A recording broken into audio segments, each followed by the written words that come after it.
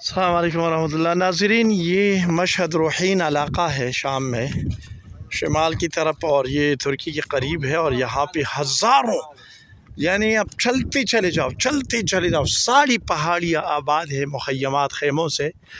اور اب تحریر کے بعد، آزادی کے بعد، یعنی یہ جو احمد اشرا صاحب تشریف لائے ہیں، تو ان کے بعد یہ جگہ خالی ہو رہی ہے اور جڑ رہی ہے۔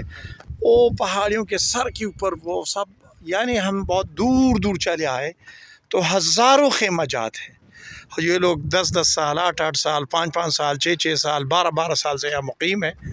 اور ابھی بھی ہم ایک بیوہ کے گھر میں یہاں آئے ہیں۔ یہاں قریب میں بیت السلام کا بھی خیمہ گاہ ہے، خیمہ بستی، اور پتہ نہیں کتنے خوبصورت لوگ ہیں، کتنے پیارے لوگ ہیں، لیکن در بدر کے ٹکڑے اب جن کی وہاں پہ کچھ زمین، کچھ گھر، کچھ بچا ہوا تھا تو تحریر آزادی کے بعد واپس گئے ہیں، لیکن جن لوگوں کا کچھ وہاں گھر تباہ و برباد ہو گئے، شوہر مر گئی تو ان کا کچھ نہیں بچا، تو ابھی بھی یہاں مقیم ہے۔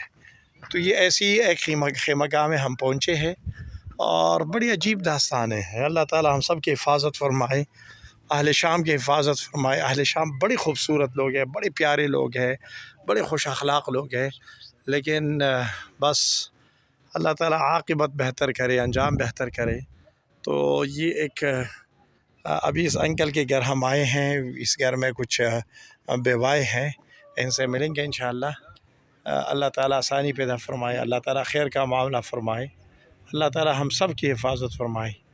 السلام علیکم۔